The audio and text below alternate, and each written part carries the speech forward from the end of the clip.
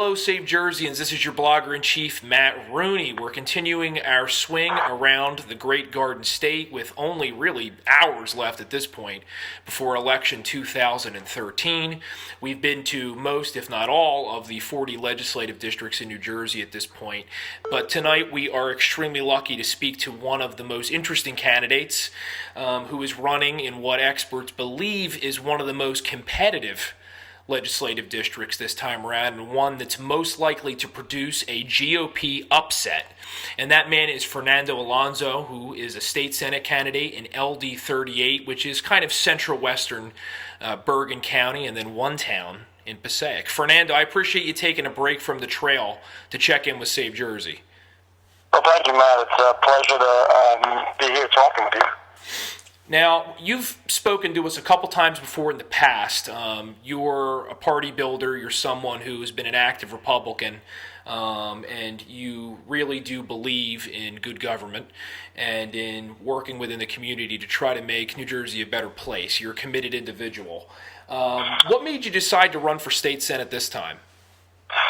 Well, it seemed to me that the race from 2 years ago was very close. And I thought that the Republican Party needed, actually good candidates, first of all, but also someone that represented the Hispanic community. I didn't know it was going to be that much of a important race 2 years ago, but I knew that this one will be since we had the experience from 2011. And, of course, I wanted to help as best as I could Governor Christie, who I always say is a transformational figure who I think has changed the party politics talk. And is really working, I think, in a great way of making New Jersey better. So I wanted to be part of that discussion if it's possible. And that's why I ran. And it's a good thing you did, and you must be doing something right, because last week it was reported in a few different publications, including our own, that Governor Chris Christie is coming in to help 3 separate state Senate campaigns to try to push them over the top. The implication being that they're close and they're very winnable for the Republican Party. They're District 14, which is down around Trenton, parts of Mercer County, where former State Senator Peter Inverso is running, trying to unseat Linda Greenstein. LD 18, where David Stahl is trying to take the seat that Barbara Buono is vacating. If nothing else good happens on Election Day, at least Barbara Buono is going to be retired. That's something that I like to remind myself of when we're having long days. And then, of course, yours, LD 38. He's done a commercial where he's endorsing you. It had to be exciting for you to see a guy like Chris Christie, who's has national acclaim, coming in and saying, "Hey, Fernando Alonso's my guy." Do you feel as if that move by the governor's campaign has injected a new level of enthusiasm and energy into your LD 38 effort? Well, I got to tell you, the cool thing about being around Christie is he is very electric. Wherever he goes, there's just a tremendous amount of excitement by people. So, yeah, I'm honored and happy that he has thrown a lot of support. He's helped me raise funds, but he's also talked to a lot of people about me. The state party has, and actually the national party with Ed Gillespie, who came here with Senator Kane. And so, I'm very fortunate. But I got to tell you, you're talking 3, but the other day when I was on the bus with Governor Christie and Mayor Giuliani, I also had State Senator Kane sitting right next to me. We were talking, and he is quite confident that there are about 5 or 6 districts in play. Sure. And so, they're making their push for about 5 or 6. They really feel that they're going to, win this, and he's, he can be the Senate president. So, either way, I'm glad I'm in the mix. Yeah, it's always good if there's more, right? But it's good to be at the front of the line. That's certainly true. Yeah, we've interviewed some candidates in 3, 1, 2, 27, 36. Lee Holtzman in 27 is the most recent candidate we interviewed. And you're right. If Chris Christie really does end up winning by as much as some of these public polls suggest, we could be in for a very good night. Neither of us would complain about that. You mentioned we can't ask for a better, we joke around without that. He's a perfect storm for us. You can't ask for anything better. With his popularity. And I got to tell you, the numbers that we see at our polls, he's up about 2%, 33%, and it's just phenomenal that he just is in the stratosphere with everybody. So it's cool. Yeah, and one of the areas where he's been polling particularly well, and we've already kind of danced around a little bit, is with the Hispanic community. I think there was one poll a few weeks ago. I'm going to forget which one it was now, whether it was FDU or Monmouth. It all kind of blends together after a while. But it showed Chris Christie winning the Hispanic vote by as much as 2-1. I don't know what your polling shows. Obviously, everybody's doing it, but it looks like it's really in play this year, and it may have effect down ballot. Susana Martinez, who's the very popular Hispanic Republican female governor of New Mexico, we just found out is going to be joining Chris Christie for the final couple days on the trail. And it's a cause that you have been in the forefront of for a while. I mentioned at the beginning that we'd interviewed a couple times in the past, and one of those interviews involved your involvement in the launch of an Hispanic Republican Association in Bergen County. So with all that being said, Alonso, do you think that the Republican Party is making progress in New Jersey with the Hispanic vote this time around? And if they are, what do you think we're doing right that we haven't done in the past? Well, I think definitely, Governor Christie and the Republican Party is starting to realize that the Hispanic community is a growing community, obviously, but they have to figure out how to get to the table, as I call it. I teach this in my classes, is that the political discussion is about being at the table to lead. And I think the Hispanic community as a whole still, I guess in New Jersey, which is so diversified, by the way, is not there yet, but it's getting there. If you go to New York, well, before it was the Cuban community, and now the Dominican community has done a tremendous job of getting elected officials there, Adriano Espaillat and a few others. And that's the key thing, is getting to the table. And the only way you do that is by, how do I say this, showing the muscle that you have in terms of votes. And that's going to take some time. And I think the Republican Party has realized that if they don't court that vote, it's going to be a problem for them over the years to come. That's why Reagan was so great at the Big Tent talk. And he was very, very popular with the Hispanic community. And so is Tom Kaine. And I think that's what Christie is doing right now. I think he's going to be one of those guys that the Hispanic community, although at the beginning, the story that was given to them was that he doesn't like Hispanics. Now they're starting to realize, no, he does, and he wants to help out. And I think that discussion will really, benefit not only him, it'll benefit the Republican Party, and I think it'll benefit the Hispanic community of being able to be in both parties to hit their issues. Yeah, they say that showing up is half the battle, and I don't think that's a complete oversimplification. Sometimes we just haven't tried in the past, and when you try and you communicate your ideas in the right way, you'll be surprised how many people agree with you. Correct, and look, there's a tremendous amount of issues where the Hispanic community and the Republican Party, have a common ground. Families, your education, housing. I mean, there's so many things, opportunities, but they haven't been able to do a great job over the years on talking to each other so that they can say, okay, hey, you know what, we agree on this, or how do we get better at this?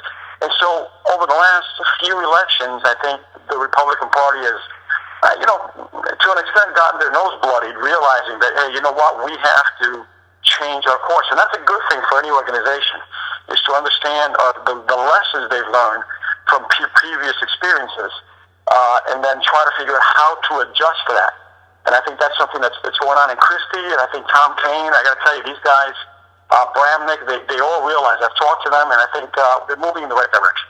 Oh, yeah, and I got to give a lot of credit to Senate GOP leader Kaine and Assembly Minority Leader Bramnick. I'd be the first one to say it if it wasn't true, but they've really been doing yeoman's work this cycle. We've spoken to both of them within the last month on the record with Save Jersey, and they both sound positively exhausted, but they're optimistic and they're in a good mood because they think they're making progress. Your district's certainly one of the reasons why they feel that way. Well, it's the 30th district is I guess they call it a competitive district, and the great thing about the people here is that they listen, they analyze, and then they make decisions. You have to make your case why they should vote for you. And of course, even though we have, excuse me, a disadvantage in terms of registered Republicans to Democrats, a lot of the undeclared that I've talked to over, oh my God, since like April or May when I've been knocking on doors since then, a lot of them are moving toward Christie and the Republican Party, because we've made the case about taxes and we've made the case about opportunities and jobs in the economy. And I think that's going to be a great thing. And I got to tell you, Tom King and John Bramnick, those guys are not only are they funny, cool people, but they're really good leaders, and they're putting it all out there. I can't ask for anything more. You're not just picking up support in traditional GOP constituencies and non-traditional GOP constituencies like the Hispanic community, but you also recently landed the endorsement of the Bergen Record, which when I read that I nearly fell over. Not because I didn't think you deserved it, but usually Republicans don't get that kind of love from the mainstream media, let alone from the Record. But they gave you a full-throated endorsement. They said that you and your running mates for the Assembly would actually, let me see if I get the quote right, seem capable of legislating with independence and bringing new ideas to the halls of Trenton. That's about as good as you're going to get from the Bergen Record. When it comes to you and your running mates, if you get elected, which we think there's a strong chance you will, and there's three things you can tackle right away, what exactly will be your top three priorities in Trenton if you get there in January? Well, clearly, the number one thing on everybody's mind is property taxes, and so we have to tackle that, head on. And they had an opportunity. This is why I was saying to myself, I don't understand it when you have an opportunity for everybody to do something great, and then it doesn't happen. And I guess because of this partisan politics. But if you look at, I think it was around May 13, they had a chance to reduce the property taxes by 10%, bipartisan, both sides. And, my opponent, Gordon, voted no. I just don't understand that. So that's one of the things we would work immediately to push on that if we obviously had the majority. And a lot of people talk about this number one issue. In our area, we had a lot of issues of flooding. I think that's important. And I got to tell you, I'm tired of people saying, well, let's put together another group or another panel to discuss this. We've had panels for 25 years. Right. I think that the time for action has to come now. We've had a couple of big crises with, Sandy Storm and a few storms. And I think the time to use it. Some of the things I come up with, I said, look, why don't we use the Army Corps of Engineers? I mean, they say, well, it costs so much money. We already pay taxes for that. We need to have some leadership that says, let's get those guys in there, dredge that out, and fix it. We haven't done anything like that for 25 years. Education is huge. We need to help our young people and adults retool for the future. Every time you have a downturn economy is when people should be retooling to help themselves have the better skills so that they can be ready for this 21st century global economy. And I think New Jersey is really hurting in that. And so I want to be part of doing something where we have business, government, and individuals working together, collaborative leadership to help people become what's the word I want to use here, the productive person that they could be, not only for themselves, but for the economy. And then people, it'll make New Jersey the place where people want to come to raise their families, build businesses, be safe, and come back to New Jersey. And that's huge, and we haven't been doing that. That's why I got involved. And the Bergen Record endorsement pointed out that your ticket has a much wider range of experience than the Democrat ticket. Joan Fragala, she was a principal, I think, in Lodi High School, I believe. Yeah, she was a principal at Lodi High School, and it's so funny because she and I looked at each other. The NJEA didn't endorse us at all, and I'm a professor also at FDU. That's correct. I am a lawyer. I still am. I still have a practice. But the fact that we have two people that have real hands-on education experience, and they turned us down, tells you that I was partisan. The editorial board realized that. I think she's great. She talks, a lot about education. Joe Fragala has had many years' experience, with municipal government. And I've, been a businessman. And I always say this, I've had businesses that have done well, and businesses that haven't done well. That's part of, our system. You take a risk, and some do well, some don't. You just get up again and work harder. I've been an attorney, and I've also been an educator, so I bring a lot to the table that my opponent and some of these guys don't. They've been living off the government for years. That's their own experience, and so I think that's what we saw. I know something that both parties are worried about heading into next week's election is apathy. And that comes as a result of the fact that Chris Christie's actually doing so well. In some ways, he's a victim of his own success. People are assuming he's going to win by this large margin, and they're saying, what's the point? Why should I bother? When you encounter these people knocking on doors, Fernando, and they're like, Chris Christie's going to win. What's the point of showing up at the polls? What do you tell them? It's funny. I haven't had that response from people. The response that I get is, hey, listen, when I go out there, I say, I'm Fernando Alonso, I'm from the state senate. They look at me, and I get that. No matter how much money has been spent, they still don't know who I am. And I said, but I'm running with Chris Christie, and all of a sudden their face, they perk up. Perks up, and they say, listen, we're with you. And so, I feel that there is an opportunity for independents and Republicans, and I say some Democrats, because I've had a few Democrats who said to me, don't worry about it, we're voting for you guys. Right. That will say now, listen, this is a chance for us to win. They missed it, I guess, in 2012 when they lost an opportunity to get somebody like Romney. They missed it with Lonigan, and I think this time around they're going to say, we don't want to miss it here. So I think there's going to be people coming out. Now, what number, I don't know. I think it's going to be better than 2011, just simply because of the popularity that Governor Christie has. And so I don't think it's going to be that low. I don't think it's going to be a phenomenal number simply because he's doing so well. That I think you're right. I think the drop off will be probably on the Democratic side. That's my feeling, but I could be wrong. Hey, I hope you're right. And I mean, I was just having this conversation with someone from another county before I got on the phone with you. We can never remember a cycle where pretty much everybody on the inside will openly admit that they're not sure what's going to happen down ballot. Usually at this point, they're writing off races. They're saying, oh, yes, we feel excellent about this race. This is going to be a sure thing.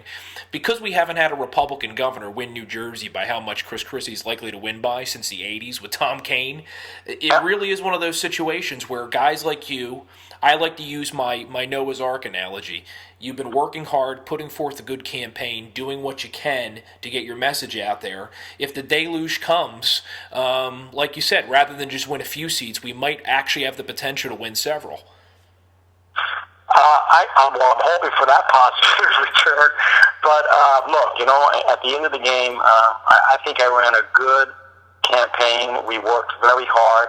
I've gotten the support of everyone. I've had a lot of fun, I got to tell you. This has been pretty cool. I got a bunch of holes on my shoes. My wife keeps saying to me, how come you're not fixing them? I said, I got to wait till after November 5th.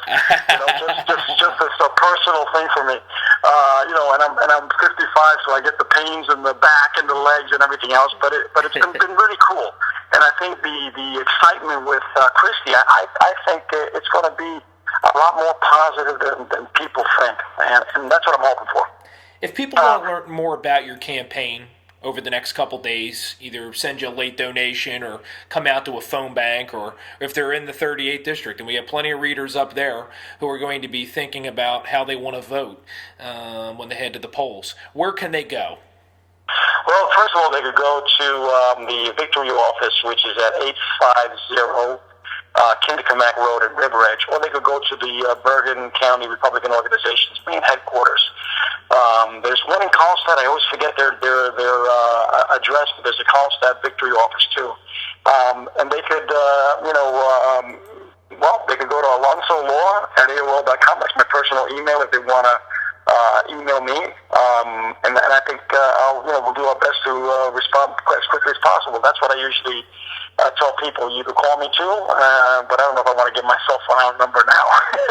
Yeah, so many candidates end up doing that, and I always think they're crazy. Accessibility is a wonderful thing, but Giving your cell phone out, that's a whole different level in 2013. Yeah, I do it individually, but on something Right. like this, I'm afraid I'm going to get a lot of calls.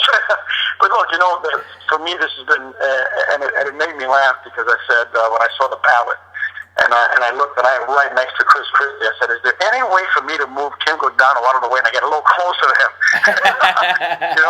It's funny. It's a fun feeling. I'm hoping that people will come down to me, which I think they will. But I can't ask for anything more. I'm at peace with anything that happens. I'm hoping. I feel confident. I feel the momentum coming toward us. We're excited, but you can't take anything for granted. So we're just going to keep on trucking tomorrow, and then let's see what happens on Tuesday. Fernando Alonso, you made me feel better just talking to you because you have so much optimism. You're a candidate for state senate in the 38th district, running against none other than Bob Gordon. And your running mates, I just want to say their name one more time just so people remember. They're Joseph Scarpa of Rochelle Park. And Great candidate, by the way. Joe Scarpa is a really good guy. And Joan Fragala, I got to tell you, I'm very happy having them as running mates. Joan Fragala from Fairhorn, but a principal from Lodi. By the way, she's like a rock star in Lodi. I knocked on doors with her, and people stop their cars and start yelling, Joan! I say, listen, I'm with her. if you're an educator and you do a good job, that's how it goes. My mom was a teacher. Her students like her. To this day, wherever you go, people find her. It's really it's a special person that does a good job in that profession, and it pays off. I got to tell you, I've been so many years as an attorney, and when I did these programs that I help, young people and of course adult immigrants, not only learn English through an ESL program, but also get a degree here in the United States. It's really rewarding later when they come back and they say, you know what, I really thank you for doing this program for us. So it's a cool thing. No matter what happens, people say, well, are you leaving FTS? I said, absolutely not. I think, I will continue with that. I think it's a great thing to help people out there. That's the cool thing that I've learned in my life. If you help enough people out there, that's your legacy, and that's what I plan on doing. We hope you come back and you speak to us again when you're a state senator-elect, and you'll have new shoes by then, right? My wife will be happy for me to do that. That's right. Happy wife, happy life. Fernando Alonso, candidate for the state senate in the 38th legislative district. Thanks for stopping by and taking a little bit of time to talk to us. Hey, man, thank you so much, and I appreciate you giving me an opportunity to talk to everybody. Our pleasure.